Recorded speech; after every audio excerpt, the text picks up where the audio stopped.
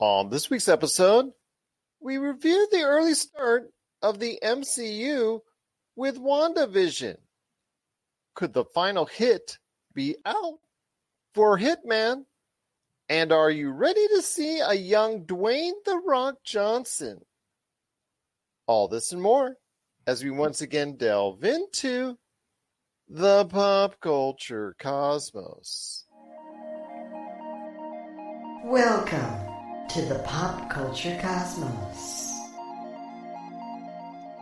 And we're back with another episode of the Pop Culture Cosmos.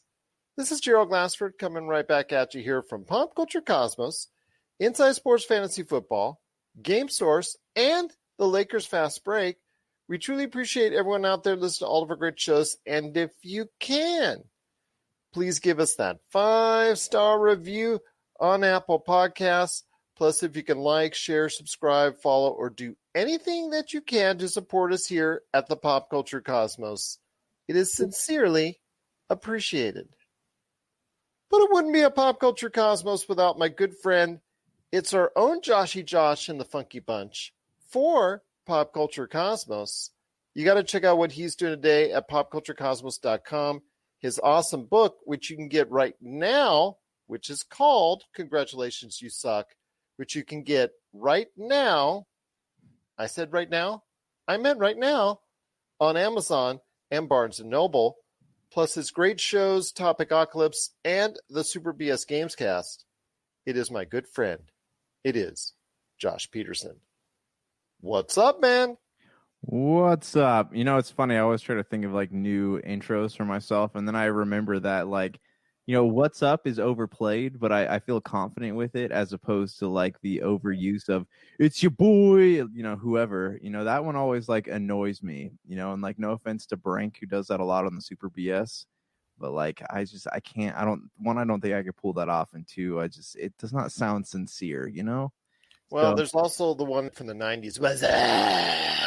Yeah, I know, but I mean like what's up everyone? That seems to be like the common podcast intro, and I feel like I'm comfortable putting my own spin on that. But we are going to have a great episode today. We're going to be talking about a lot of cool things that are out, including what's out right now. What's everybody talking about? It's the continuation of the Marvel Cinematic Universe in WandaVision. We've seen the episodes, and so we're going to talk about the first 2 episodes that are out right now. In fact, everybody wants to talk about WandaVision.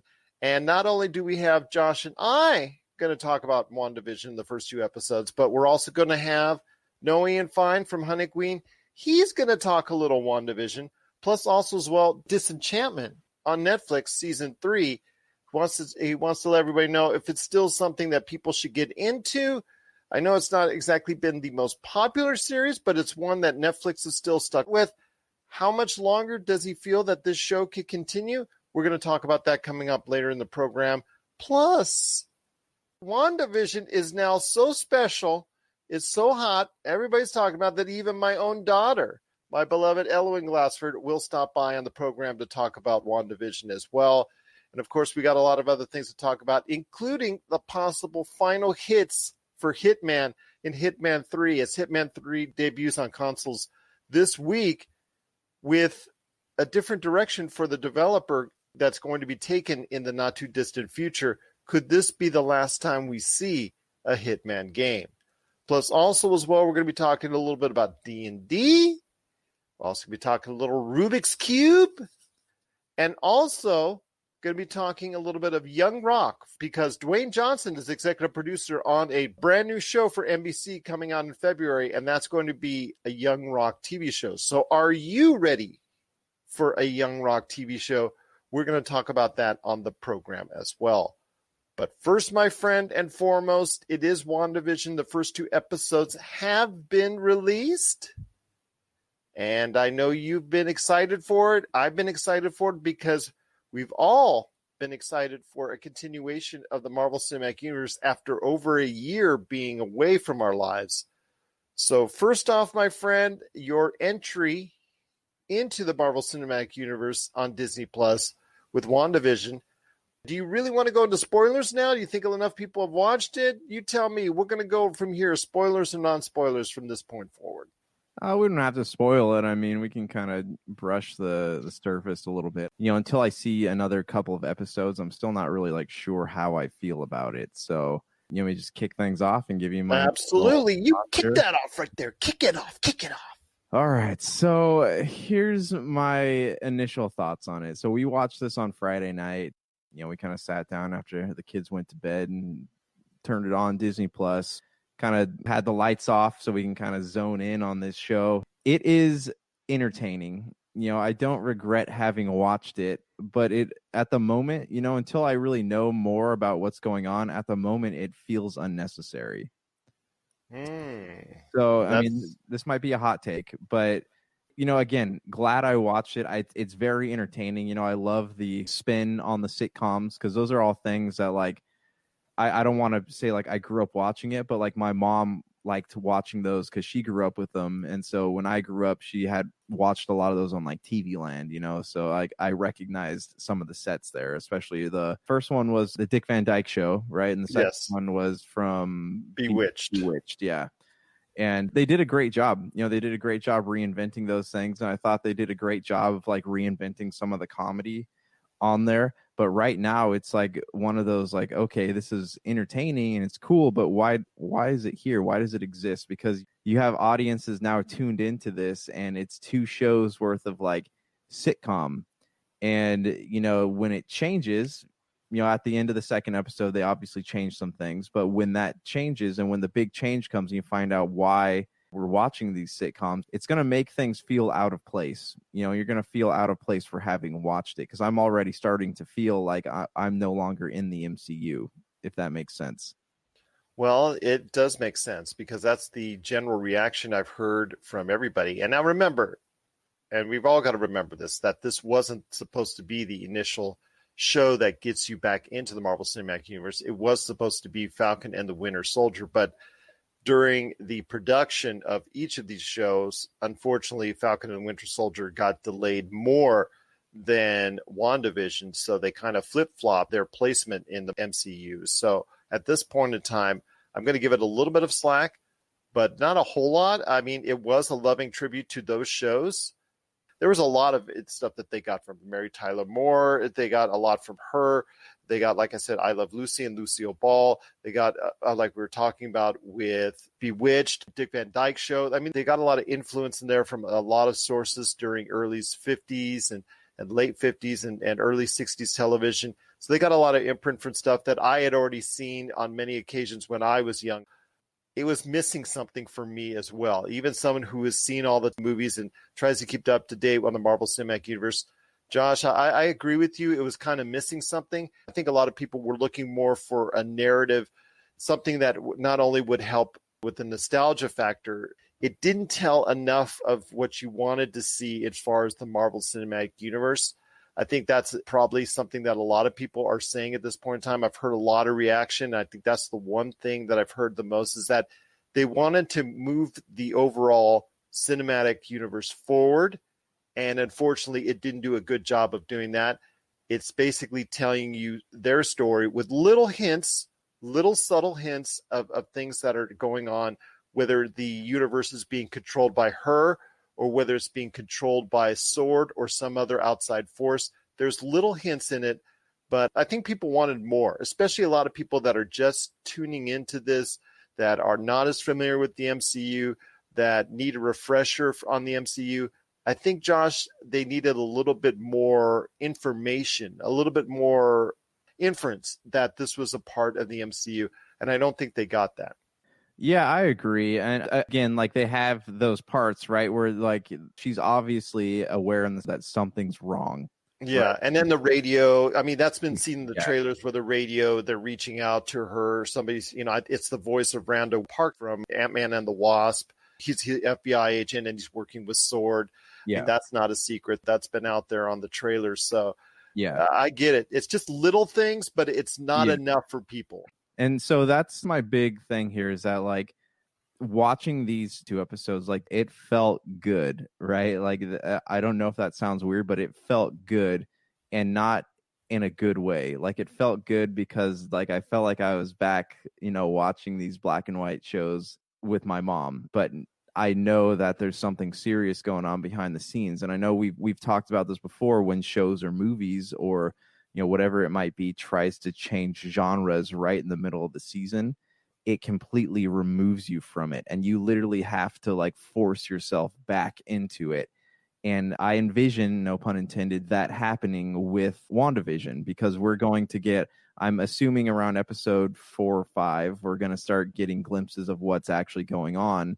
Or how it started in the first place. Because that's something I wanted to add, because this seems like a trend in Hollywood where they start you in the middle of what's going on at the beginning of the series. Instead of telling you a beginning, a middle, and an end, it's already putting you in the middle and will tell you the beginning halfway through the series.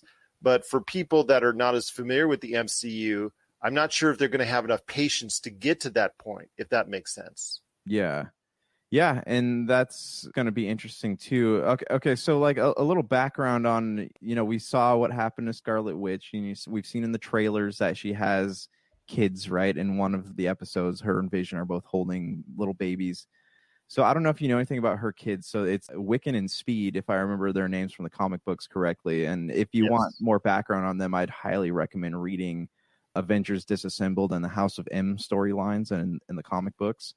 But their souls are part of Mephisto. I can't remember. Yeah, Mephisto. And then it's the entry point for mutants and the X-Men in the MCU. Yes, but I'm curious because I've heard rumors that Wanda is actually going to be in Doctor Strange. So I'm wondering if like these shows are going to be, or this show is going to tie together with what's going on in Doctor Strange movie. And it's also supposed to tie in to somewhat a little bit to what's going on in Spider-Man 3 with their multiverse as well. So she is in London now. That's the reason why she was doing press from London, was because she was filming Doctor Strange and the multiverse as well. Yeah. Yes, again, like I appreciate the new content. I appreciate what's happening. And like I really, really enjoyed is the second episode, right, where they're doing the magic show. Like yes. And I think that's one of the best things about it, man. I like the way that they interact with each other and that the comedy that they did. Yeah, that was really cool. Because you would never know that Paul Bettany can be funny. I mean, he was funny in A Knight's Tale when he played Chaucer, but like he hasn't been in anything in a long time that's really showcased how funny he is as an actor and a person. And this is something that really like brought that side out, and it was nice to see that. It made you wonder, like, they should have more genres that feature like super powered people doing funny things, like you just don't see that in movies just in general. No, I mean, unless it's something like Deadpool where it's way out there. Yeah, right. Yeah. And so anyways, like my thoughts again, like I'm glad for having watched it, and like it felt good to watch, but at the same time, like I know that feeling that I got while watching, that warmth and nostalgia I got while watching that, is going to completely go away, and I'm going to be just yanked right out of it, like being unplugged from the Matrix when they start revealing what's going on in this show. And I'm going to have to try somehow to force myself back into it. And that's a big concern of mine with this show moving forward. I'm also very curious what other shows they're going to be recreating in this also, because again, they did a great job with the first episode with Dick Van Dyke and the second episode with Bewitched. They did a really great job with that. Like you said, for me, the second episode was a little bit better than the first. Not only the nostalgia factor, but also trying to integrate it more into what the MCU is trying to say and trying to tell, and the overarching storyline. But the way that they're going about it, it's a slow burn. And that's the thing. For new audiences getting into it for the first time, or getting really back into it, or people that didn't watch all the movies, this is going to be something that they're going to have to try and work into.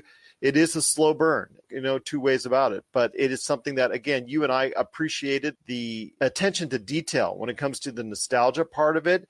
It's just the storytelling. Like you said, you're going to be yanked out of it once it comes to fruition, exactly how this whole thing started, how it all happened. It puts you right in the middle of what's going on already from the beginning. And I'm not sure that was the right way to go about it, because the trailer shows you a beginning of how maybe it started. The trailer shows you a little bit of what's going on before this takes place. So I think that probably would have been better, maybe a rudimentary way of doing it, beginning, middle, and end, just to get everybody back up to speed. Because again, it's been over a year since we've last seen anything new from the Marvel Cinematic Universe, I would have appreciated more of a traditional entry point, not just right there in the nostalgia. I think that would probably been better. Would that have been better for you? It's just like, okay, you see her, she's grieving, she's lost, she's not sure what to do next, and then whatever happens,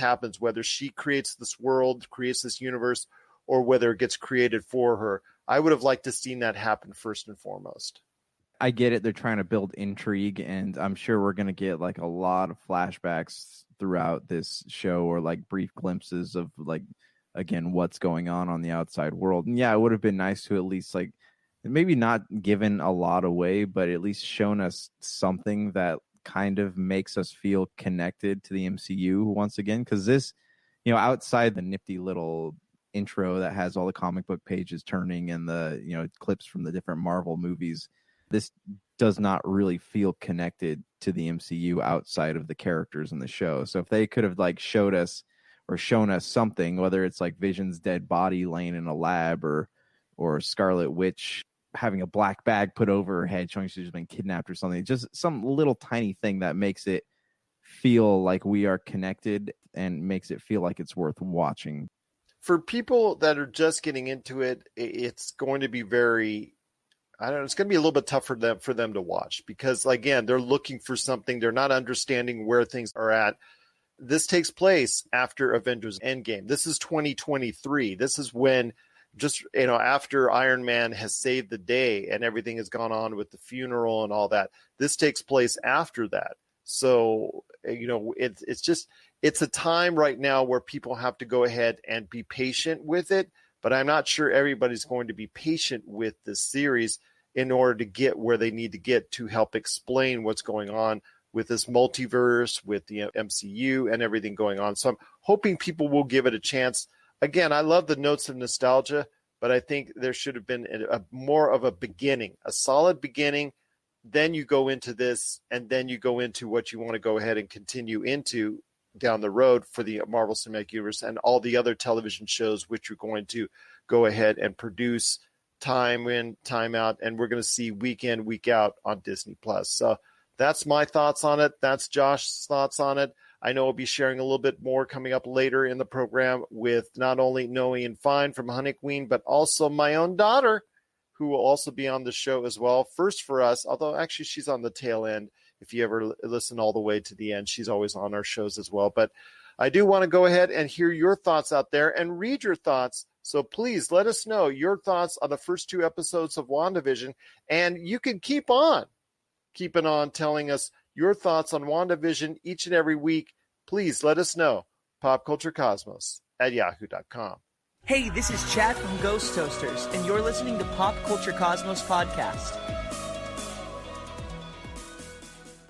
Check out what's been going on with the Pop Culture Cosmos Show and the PCC Multiverse. People are just losing their minds trying to consume Marvel products right now, and I don't blame them. This is some of the best entertainment you can get on TV and big screen right now. If something's going to be successful or not, they look at the mentions, they look at the likes, they look at the retweets and the tweets and the subtweets and the tweets, and they look at all of that to say, okay, this is actually going to garner a lot of attention. Is it going to be enough, though? I think the fish out of water syndrome might be enough for somebody like us, because it's going to be hilarious to watch 2 stoner kids we saw barely make it through high school now live in a society that they fully don't understand because they've been stuck in a decade and never came out of it. Facebook stars, not ninja stars, okay? I know how some people take things literally, so don't throw ninja stars at us, but like the Facebook stars. Click on those. That's what we want. That's the Pop Culture Cosmos Show. And the PCC Multiverse.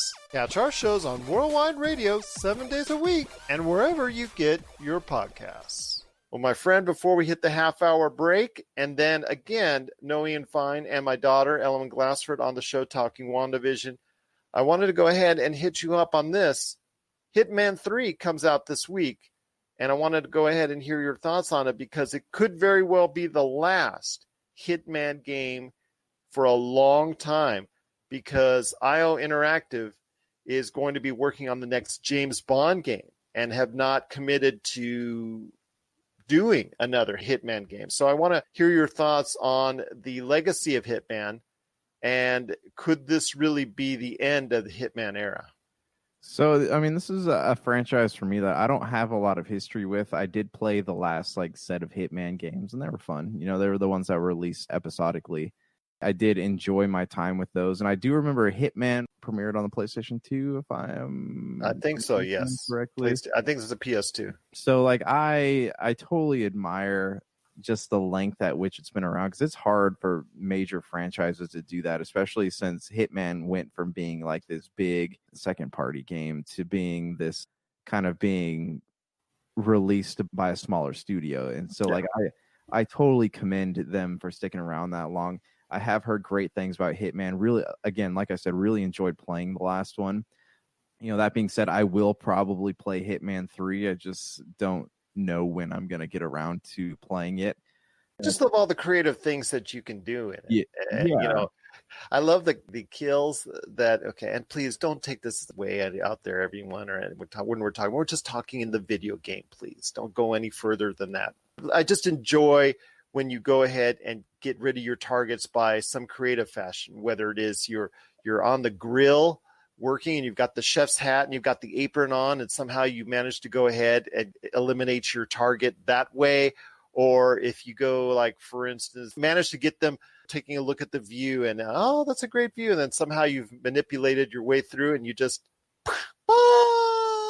and they fall, their death and whatnot. So it just the interesting ways you can do it, the creative ways you can find out, hacking into a system 2 floors below, or just finding ways to poison your enemies or the targets that you're going after. Just the different and creative ways you can go ahead and complete your missions. It's the best way to describe Hitman and why it's been so endearing for all these years. Yeah, and it's always fun to go on YouTube and see the different ways that people do things. And I'm surprised too that Hitman is slowly coming to an end, but Assassin's Creed is not, and Assassin's Creed doesn't have nearly the amount of creativity that Hitman has.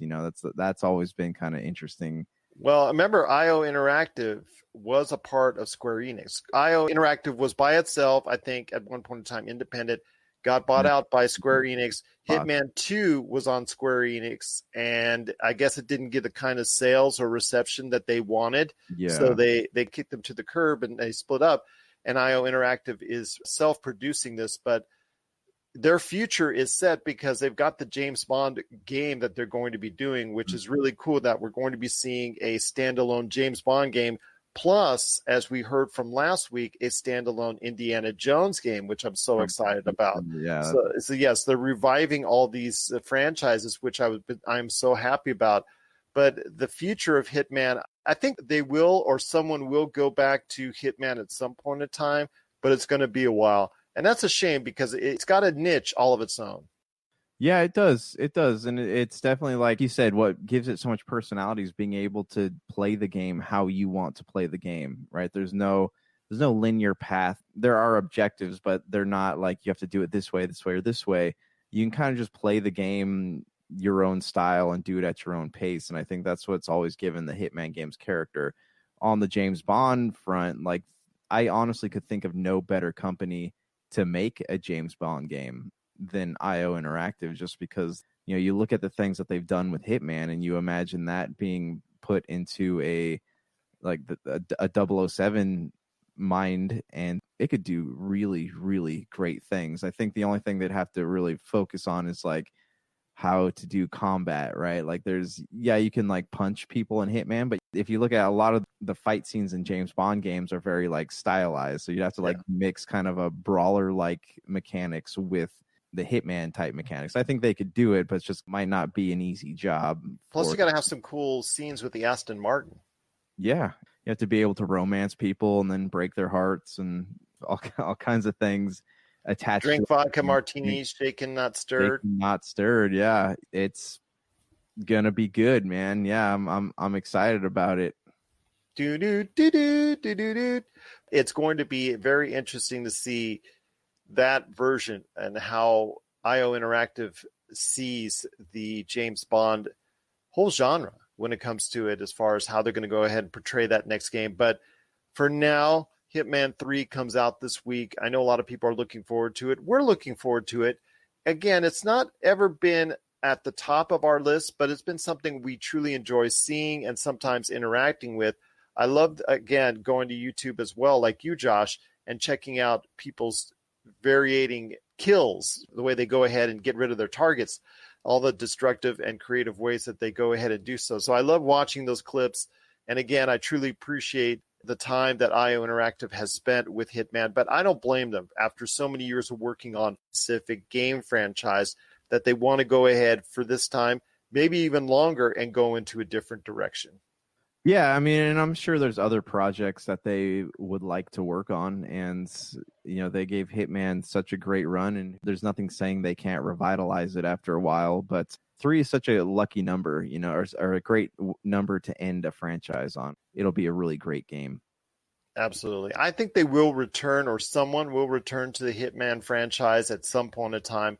It's just going to be a while. So hopefully everyone out there will get their taste of Hitman and the kills and everything they want to do to go ahead and eliminate their targets this year. But we're looking forward to Hitman 3 because it will probably be the last time for a while we see Agent 47 on our video game screens. What are your thoughts out there on Hitman 3? Please let us know. popculturecosmos@yahoo.com. Are you going to be able to get a chance to play it for the final time? Because I think it's going to be gone from our video game lives for a little while after Hitman 3 is done. But we will be excited to see, for now, all the interesting and creative ways that Agent 47 will be taking out its targets coming up in Hitman 3, coming out this week for all the video game systems. Well, my friend, before we hit the break, I wanted to go ahead and mention real quickly, I know I said it earlier, but the Indiana Jones game by Machine Games from Bethesda, that was announced as part of the rebranding of Lucasfilm Games. You talked about how IO Interactive is a perfect developer to go after James Bond. How good Machine Games, makers of one of your favorites and mine, the Wolfenstein series, how prophetic is that for them to go after Indiana Jones? I honestly, like, it made, at first I was like, that's kind of a weird company to make this game, but then I thought about like some of the mechanics of Wolfenstein, and like there's a lot of running and gunning and Jeep stuff, like World War II, you know, that's granted a very like science fiction World War II, but like that is what Indiana Jones should be, you know, because it has a lot to do with like the Nazis, and there's a lot of stuff taking place in the gameplay is almost that I imagine a great Indiana Jones game having is almost exactly like Wolfenstein. Absolutely. I think it's going to take place in between Temple of Doom and then Last Crusade. I think it's 1937, I think, on the trailer it was shown. Oh, so it's canon also. So that's yes. Very cool. Yes. I am on board 100% for this game. I am stoked. Looks like they're going ahead. If you look at the trailer, and if it goes to what the trailer says, looking at Vatican, possibly Egypt and the pyramids. So it looks like it's going to hit a lot of different places, and it's going to be one of those globe trekking adventures once again for Indiana Jones. But we're excited for it. I know I am. I know Josh is, as well, as Bethesda takes a crack at Indiana Jones as well. But coming up next, it is Noah Ian Fein from HunnicWeen. He's going to be talking about WandaVision, of course, and also Disenchantment on Netflix. Season 3 he's going to be talking about that. Plus also my daughter, one of my awesome daughters, Ellowyn Glassford. She had her 2 cents she wanted to put in regards to WandaVision, so you'll hear that coming up as well. This is the Pop Culture Cosmos.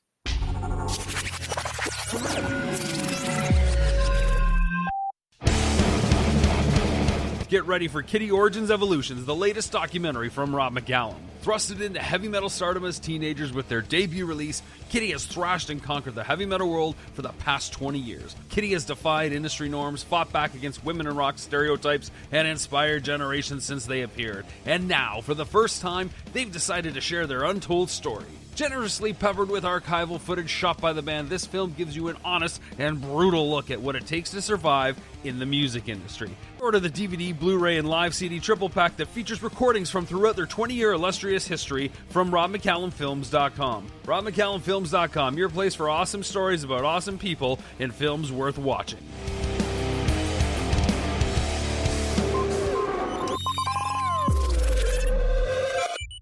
All right, and we're back with the program. It's Gerald Glassford coming right back at you here at the Pop Culture Cosmos. I get every now and then the pleasure of really having some awesome guests, and no more guest is awesome than the guest I'm talking to right now because we're related. Actually, it's one of my awesome daughters. I have two awesome daughters and an awesome son and an awesome wife. But this is, in our household, the resident MCU expert when it comes to everything going on in the Marvel Cinematic Universe.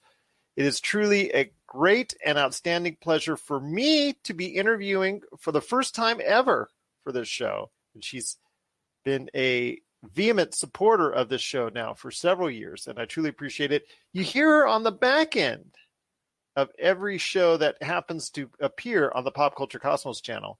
It is my wonderful, beautiful, and intelligent, and also my MCU-ready daughter. It is Ellowyn Glassford. And Ellowyn, great to have you on the program here today to talk about some WandaVision, aren't you? Thanks for finally having me on the show. I've excited. I've asked You have. more. Yes. But I'm excited to finally be here. Yes, I'm excited as you are for you to be here. But just don't tell your mom. Just don't tell your mom.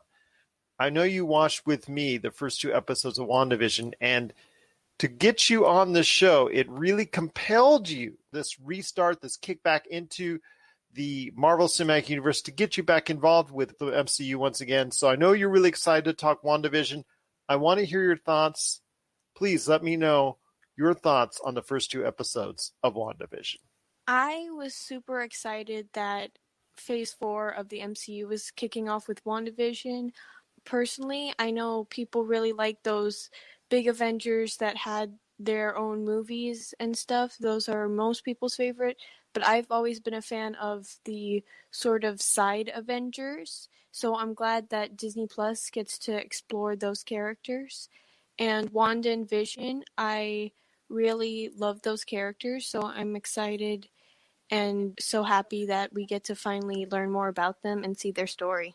I want to know your thoughts on the first two episodes. I know you heard my intro with Josh as we spoke about it, and I know we had some thoughts in regards to being at a slow burn for anyone out there because of the fact it kind of just pops you in right of the middle of a situation that's already going on where she's already involved in this world, this universe.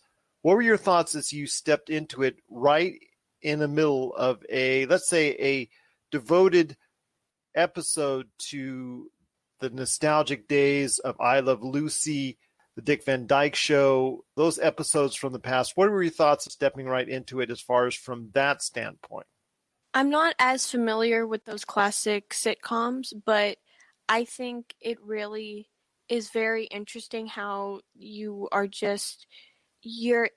automatically in that world, and I think that actually adds to the mystery of the series. We're used to sort of build up for these Marvel things. You're the MCU expert in our house, and you know more than anyone in the house in regards to the Marvel Cinematic Universe. But yet, even you were kind of, I don't say confused, but kind of startled and taken back about where this started. Did you find yourself a little bit out of sorts when it comes to the start of WandaVision? A little bit, but I think that's what they're trying to do. I think that the creators of the show are trying to make the audience startled as to where this is all coming from. I'm not sure I enjoyed it as much because of that. I still liked it, and of course, I enjoyed the loving nods to all those nostalgic black and white sitcoms from the earlier days, especially the ones that I saw when I was a young kid on my old television going way back when. But I wanted to ask you this. I mean, for anyone that wants to get involved with it, because they do have Disney Plus, and they checked out Soul, and they checked out Mulan, and they've watched all the stuff on Disney Plus, and they're not as devoted fans as you are or as I am to the Marvel Cinematic Universe. Do you see it sort of as a stumbling block? I mean, your sister is not as avid of a fan, and she was not entertained with the first two episodes. So I want to hear your thoughts. Is this going to be something that is going to be a little bit of a harder sell to someone who's not a devoted fan of the MCU? I think at least now people can get into it because you don't need much knowledge for the first few episodes, it seems like. while they're traveling in time, you don't need much knowledge of the universe to understand the whole show. For now, they're mostly playing with sitcom tropes, and I don't believe that you need much MCU knowledge for at least the first few episodes. As it gets later in the season, the cast has teased the Marvel fights that we expect in the last few episodes to wrap up the series. So maybe then non-Marvel fans might turn it off. But I think for now, I think non-MCU fans could really enjoy it. Really? Okay, because I was thinking actually kind of the opposite for me, because for someone that's coming in that's fresh or didn't see many of the MCU films or only saw a couple of the big ones, and if they're not as familiar with the Marvel Cinematic Universe, checking out WandaVision, the first couple episodes, for me, I think if they sat in it now would be kind of a harder deal for them, and that if what you're saying is true, and on the back end of the series, that they're going to have the more traditional action tropes and action things that you see in all the Marvel Cinematic Universe films on the back end of the series, that they would be more accustomed and comfortable to that as opposed to what they're watching now.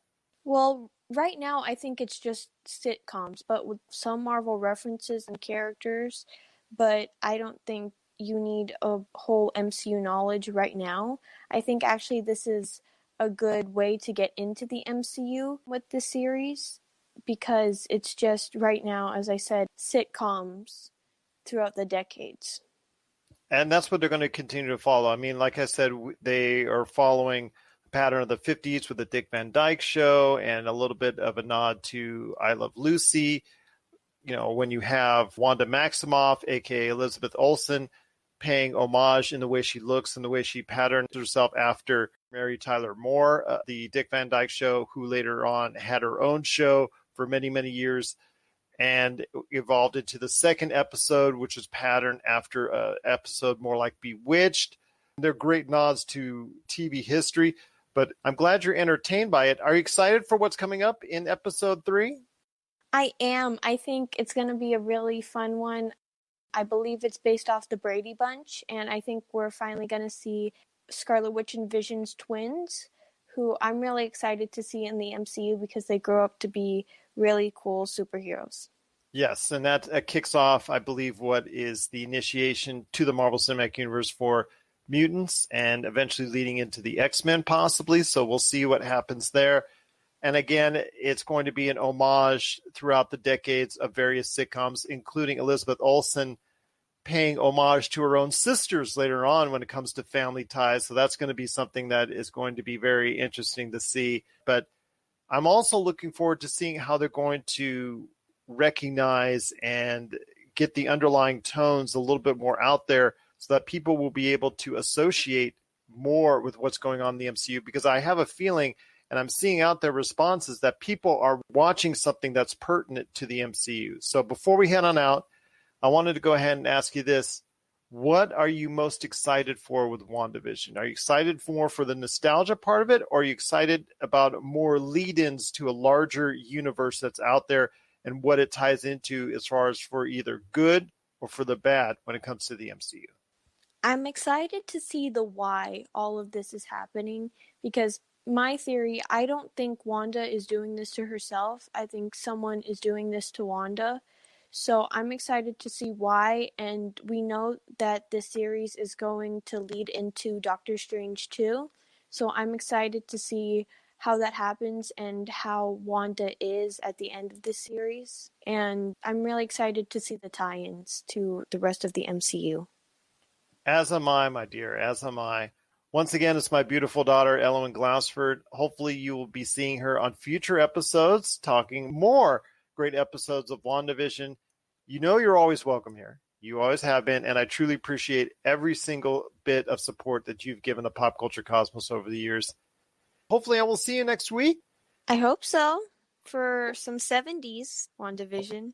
We're going to be going into my decades that I'm more familiar with, that I was alive for. So how does that make you feel? We're going to get into places that even your dear old dad might know.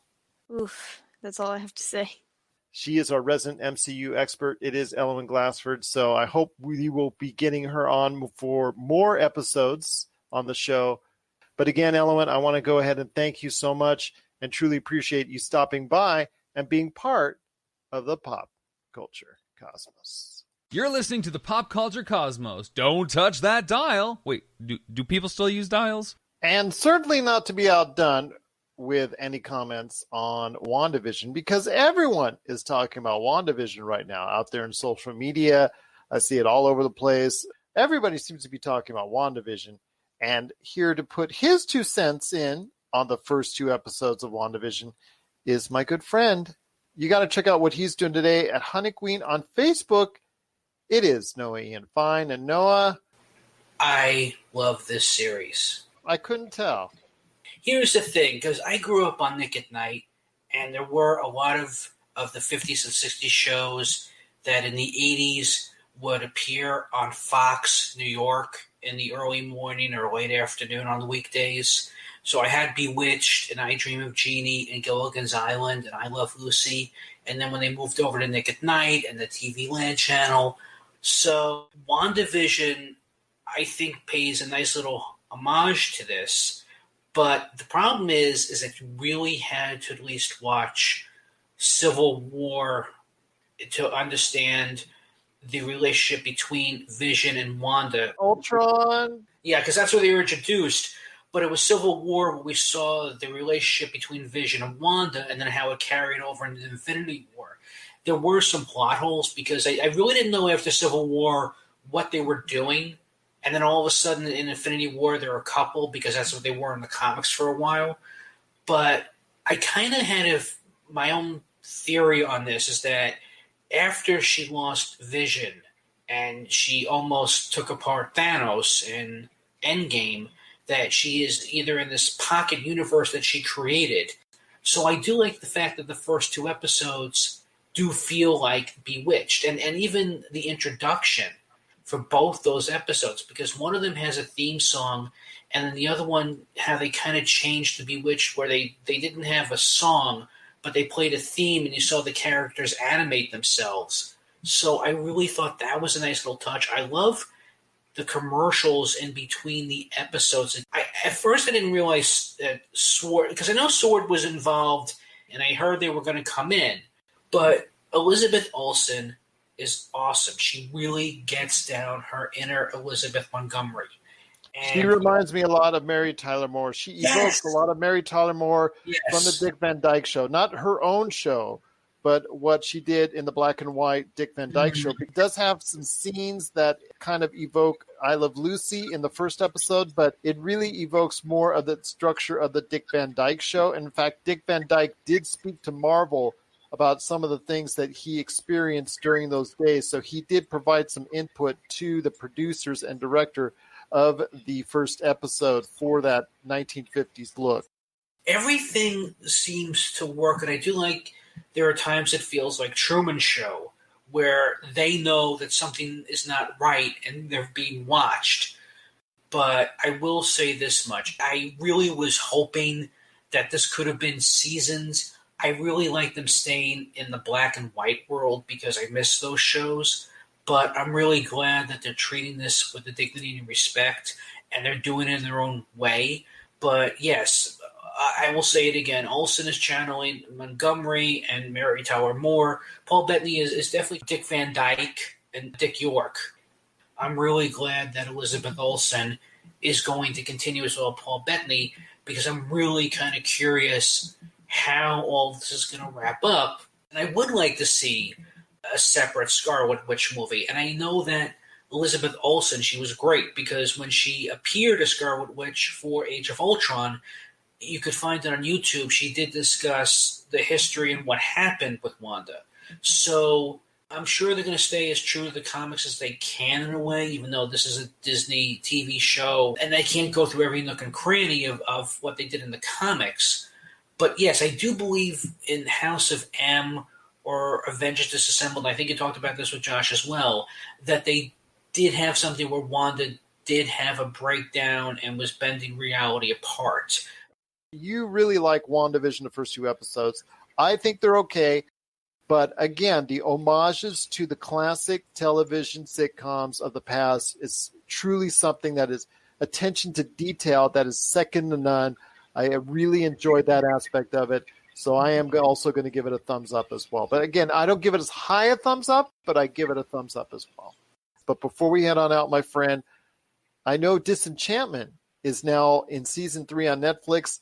This is a series that, okay, from Matt Groening, it's not his most remembered piece of work. And it's something that I think a lot of people were surprised it's still around.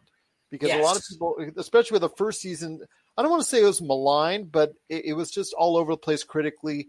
A lot of people didn't really like it. A lot of people thought it was all right. But it's not something people scream about. It's not something, it's so great. It's the greatest thing. Season 2 came around. A lot of people thought it was a little bit better. Again, obviously it's gotten enough views, or they're paying Matt Groening a lot of money because of the fact that it's still on the air, where you see a lot of other shows that you think are going to be popular don't get the same kind of love from Netflix or get the early boot from Netflix. So before we head on out, I thought I'd give you some time to go ahead and talk about Disenchantment Season 3. And is it still something that people should go out of their way to see? Yes, and I'll tell you why. Because I think this is the strongest season, but it just doesn't have the punch that Futurama or earlier seasons of The Simpsons had. And it's a shame because you have a very talented voice cast from Futurama, Billy West and John DiMaggio and Maurice Romash and Tress MacNeille. And they do their best. And Abby Jacobson as Princess Bean, she's no Tarangalila from Futurama. So why is this the strongest season? The first season gave us an introduction of Princess Bean, about a princess who didn't want to be a princess. She wanted to be more. Season 2 dealt with her going into this steamland and being accused of being a witch because she's interested in technology. And now season 3, she's found a way to come back to the kingdom of Dreamland and try to be more adult and less adventurous and care about her father, the king, played by John DiMaggio, as well as trying to move her kingdom forward. So I have to say, for the first 2 seasons, it was a C, but this season is a B. It's getting there, and what saves it are these cliffhanger endings. But it's definitely no first 15 seasons of Simpsons, and it's definitely no Futurama. And I really wish that would be brought back, especially since Disney acquired 20th Century Fox, and there were rumors that Disney wants Futurama to come back. So I feel that there's hope. They're getting there, but again, if you really are a fan of these voice actors and Matt Groening, I go back to what I said before. Go back to Futurama or Simpsons. But it is Noah Ian Fein. He is the man indeed from HunnicWeen. You got to check out what he's doing today at HunnicWeen or the Hunnic Outcasts on Facebook. Appreciate your thoughts on Disenchantment and, of course, on the first 2 episodes of WandaVision. So we look forward to hearing your thoughts on pop culture continuously right here at the Pop Culture Cosmos. If you need your video game fix, be sure to check out Retro City Games. Located in Town Square on Las Vegas Boulevard or in Henderson, Nevada, Retro City Games has the cure for all your video game vices. Retro games and games for current consoles, Nintendo, Sega, PlayStation, Xbox, and more. Retro City Games has all the staples from any library and some highly collectible offerings too. So pick up a few games today at Retro City Games in Town Square on Las Vegas Boulevard or in Henderson, Nevada. Retro City Games is your video game metropolis. And we're back with the Pop Culture Cosmos. Want to thank so much Noah Ian Fein and also as well my daughter, Ellowyn Glassford, for stopping by on today's program. Hopefully we will hear from them again on upcoming episodes on various topics in pop culture. Was so excited to get my daughter on in regards to her thoughts on WandaVision because she really wanted to go ahead and share some thoughts on that. Truly cannot thank both of them enough for stopping by on the program today. But before we head on out, my friend, I got a couple things I want to hit at you. In fact, we didn't get a chance to talk about this too much on the Marvel Cinematic Universe because we just touched on WandaVision. But your thoughts on Ethan Hawke coming to Moon Knight as the villain. This is something that he has always wanted to go ahead and be part of, a big franchise. And there's no bigger franchise out there than the Marvel Cinematic Universe. Obviously, a very decorated actor, has had some great roles. And it looks like that he's now got his wish to be part of a major franchise. I love Ethan Hawke. You know, I think that he is great in everything he does. I really enjoyed him in Sinister, and he's got a lot of depth as an actor. So, I mean, I can see him playing a villainous role. Can I see him playing a physically villainous role? I can't.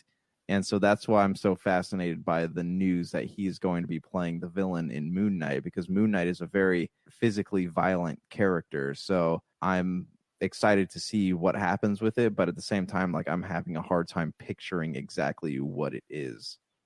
Charlie Cox was also in the news because he's been someone that a lot of people have wanted to see in the Marvel Cinematic Universe. And that is based off his work as Daredevil in the Netflix series. And you and I, way back when, used to talk about the Netflix series, and you had no higher praise for any of the shows than what you saw out of Daredevil. And it is probably the most beloved character out of those Netflix Defenders. And I want to hear your thoughts about Charlie Cox, who was rumored that he's already filmed some scenes for Spider-Man 3. So it looks like he's going to be in there. I'm assuming it's going to probably be as the attorney and not Daredevil at this point in time. Here's the thing. Like, yes, it's really cool to have Charlie Cox in Spider-Man, but they can't have him in there without having at least a glimpse of him in his Daredevil costume. What are your thoughts on the Netflix Defenders heading over into the Marvel Cinematic Universe? Share us your thoughts. PopCultureCosmos@yahoo.com. Well, my friend, before we head on out, want to go ahead and talk a few more things, catching you up on pop culture. The Rubik's Cube, man, from the 80s.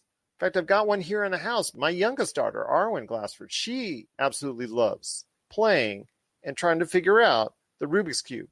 I used to have a little one on a keychain and a big one as well back in the day in the 80s. I'm actually admitting to it. So I want to hear your thoughts on the Rubik's Cube now coming back into our lives with a possible game show and movie in the works because of the success from the Queen's Gambit show on Netflix.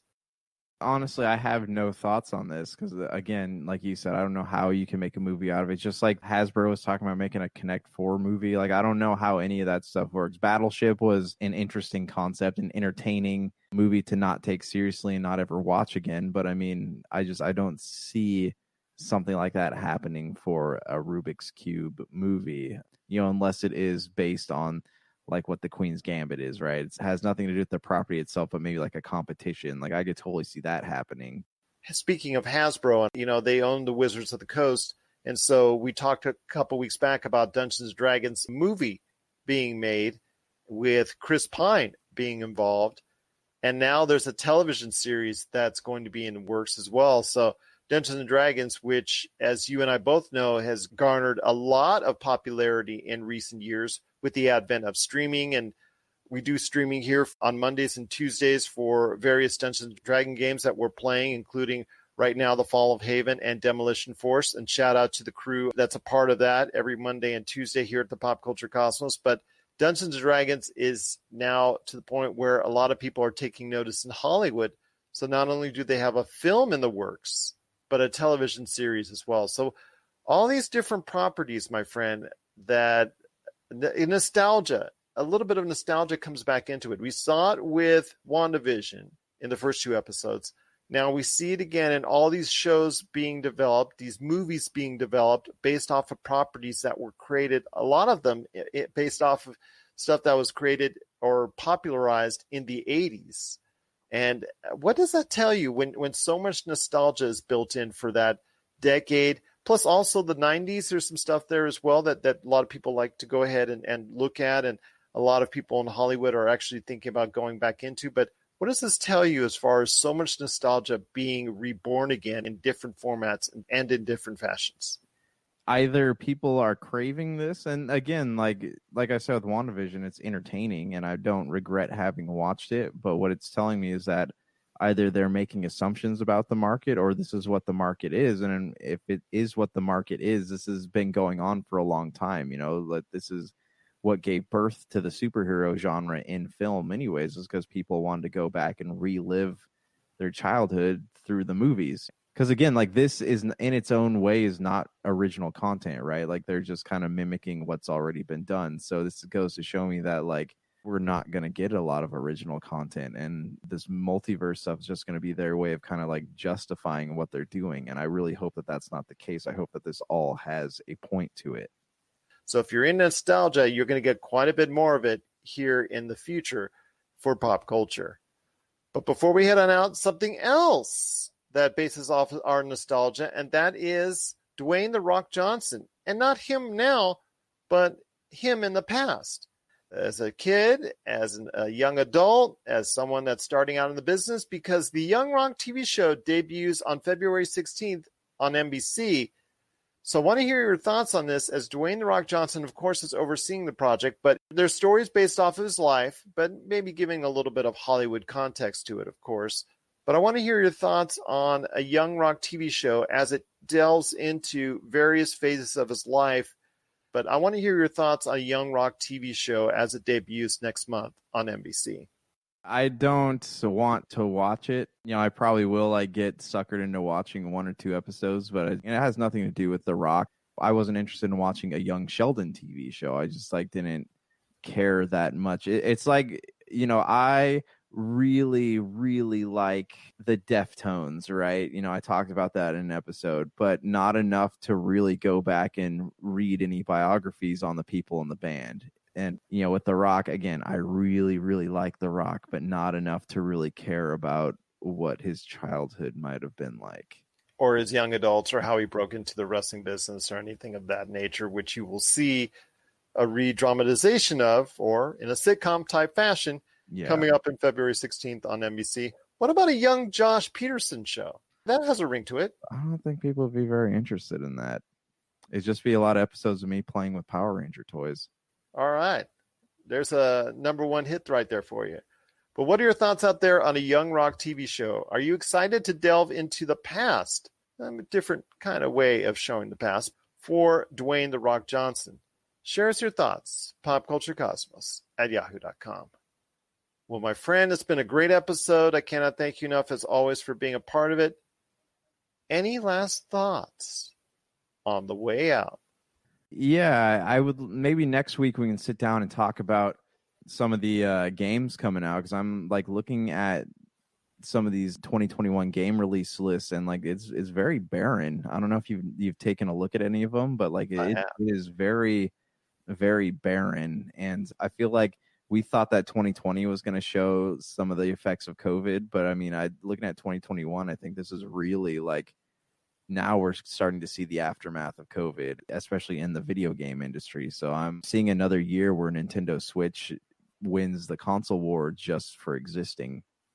Well, let me ask you this before we head on out. Do you think a lot of these companies weren't prepared to go into the next console generation? No, they weren't. And here's the thing, and I'm sure the devs probably had the dev kits they needed for these new consoles, but they were probably not wanting to put the funding into creating next gen stuff, because Sony and Microsoft themselves had not made any announcements about when these consoles were coming out until about a month before they came out. And I think that that's kind of slowed development on a lot of things. And you mix that with people working from home and having to shut down, and it does not create a great thing, especially since you look at some of the things coming out. These are things, they're either remasters of things that came out on last gen consoles, or they're things that have been in development for a long time.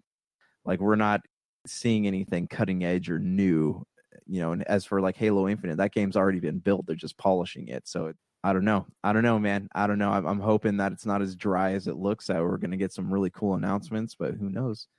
In March, though, we've got Mass Effect. And, here's the thing that disappoints me, too, is that, I was excited about Assassin's Creed Valhalla, and I don't know if anyone out there has encountered any of the mini game-breaking glitches they have in that game, but I came across one last night, and I lost 6 hours of gameplay, and I can't finish the game until I beat this thing. So now I'm just stuck here waiting for a patch to eventually come out that will let me finish the game. So even a big game like Assassin's Creed, you'd expect them to have their stuff together, but they don't. It's happening all over, my friend, in the video game industry, and that's kind of concerning for us as video game fans and gamers coming up here in 2021. So for Josh Peterson, this is Gerald Glassford. It's another beautiful day in paradise right here in the Pop Culture Cosmos. We thank you for listening. And here's hoping you have yourself a great